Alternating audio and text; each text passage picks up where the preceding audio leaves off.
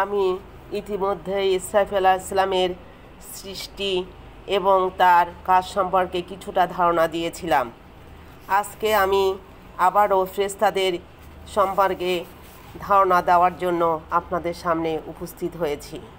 উপরের জগতের মানুষকেও আল্লাহ সৃষ্টি করেছে, তেমনি সৃষ্টি করেছে অসংখ্য ফেরেশতা মানব, কিন্তু আল্লাহ তাআলা সবার ঊর্ধ্বে।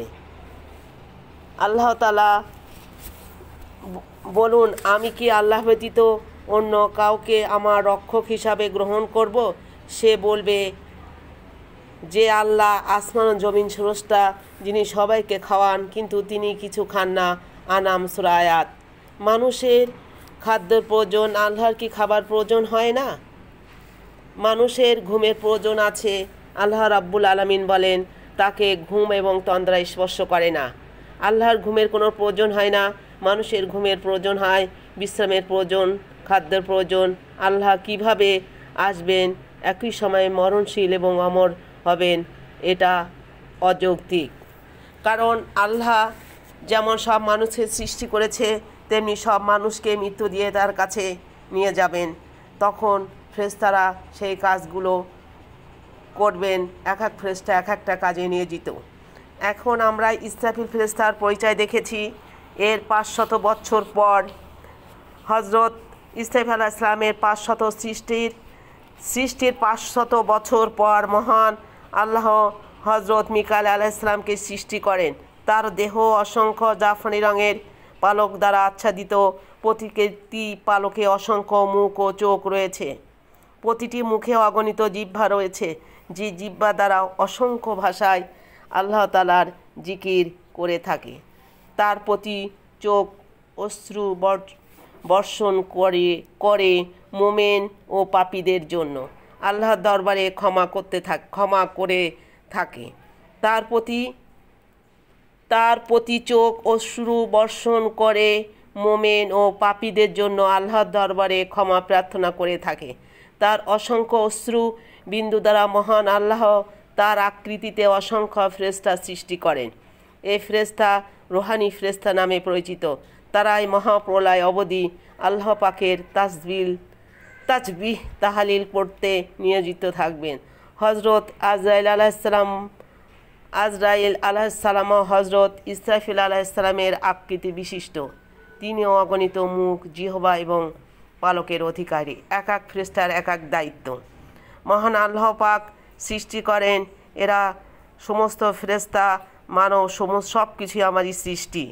কাজেই আমি যাকে যে দায়িত্ব দিয়েছি তাকে সেটা করতে হবে। মহান আল্লাহ পাক ইরশাদ করেন, এটা আমার সৃষ্টি, আমি ইহা অপেক্ষা মহিয়ান গরিয়ান। প্রতিটি জীবকে মৃত্যুর স্বাদ গ্রহণ করতে হবে। অতঃপর মহান আল্লাহ পাক হজরত আজরাইল আলাইহিস সালামকে বলেন, জীবের জীবন কবজ করার জন্য তোমাকে নিয়োগ করলাম। হজরত আজরাইল আলাইহিস সালাম বলেন, হে আল্লাহ, এটা আমার পক্ষে সম্ভব নয়, কেননা মৃত্যু আমার চেয়ে অধিক শক্তিশালী।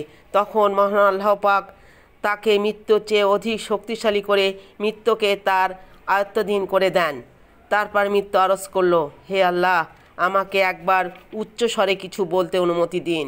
মহান আল্লাহ পাক মৃত্যুকে অনুমতি দিলে সে বলল, হে সৃষ্টিজীব, আমি সেই মৃত্যু যে পিতামাতা, ভাই বোন, স্বামী স্ত্রী, বন্ধু বান্ধবদের মধ্যে বিচ্ছেদ সৃষ্টি করে ঘর বাড়ি, দালান কোঠা ধ্বংসস্তূপে পরিণত করে।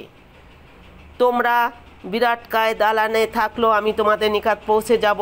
সবাইকে আমার স্বাদ গ্রহণ করতে হবে। মানুষের মৃত্যুর সময় সন্নিকট হলে মৃত্যু বিকট আকার ধারণ করতে হাজির হয়। মুমূর্ষু ব্যক্তি এই বিশাল আকৃতি দেখে বলে, তুমি কে? এখানে কি চাও? মৃত্যু বলবে, আমি মৃত্যু। আমি তোমাকে পৃথিবী হতে বিদায় করার জন্য এসেছি। তোমার সন্তানদেরকে ইয়াতীম করব, তোমার স্ত্রীকে বিধবা করব, তুমি যাদেরকে এবং যারা তোমাকে পছন্দ করেনি সেসব উত্তরাধিকারীদের মধ্যে তোমার ধন সম্পদ ভাগ বাটোয়ারা করব। তোমার সৎ কাজ তোমার সাথী, তোমার সৎ কাজ ছাড়া আর কিছুই তোমাকে সাহায্য করতে পারবে না। এ কথা শুনে সে ব্যক্তি এদিকে মুখ ফিরিয়ে নেবে, কিন্তু সেদিকেও সে মৃত্যুকে দেখতে পাবে। এ অবস্থা দেখে মৃত্যু বলবে, হে মানব, তুমি কি ভুলে গেছো যে আমি সেই মৃত্যু যে তোমাকে মাতা পিতাকে তোমার সামনে হতে কেড়ে নিয়েছি? তুমি তাদেরকে কোনো অবস্থায় রাখতে পারোনি। আমার কাজ আমার কাজ আমার কাজ আমি করেছি। তুমি তাদেরকে কোনো অবস্থাতে রাখতে পারোনি। আবার আজ আমি তোমার সন্তানদের সামনে থেকে তোমার আত্মাকে ছিনিয়ে নিয়ে যাব। তারা তোমাকে কোনো মতেই রাখতে পারবে না। অতি শক্তিশালী জাতিও আমার হাতে ধ্বংস হয়ে গেছে। অবশ্যই মৃত্যুর স্বাদ গ্রহণ করতে হবে। আজ এই পর্যন্ত। আসসালামু আলাইকুম।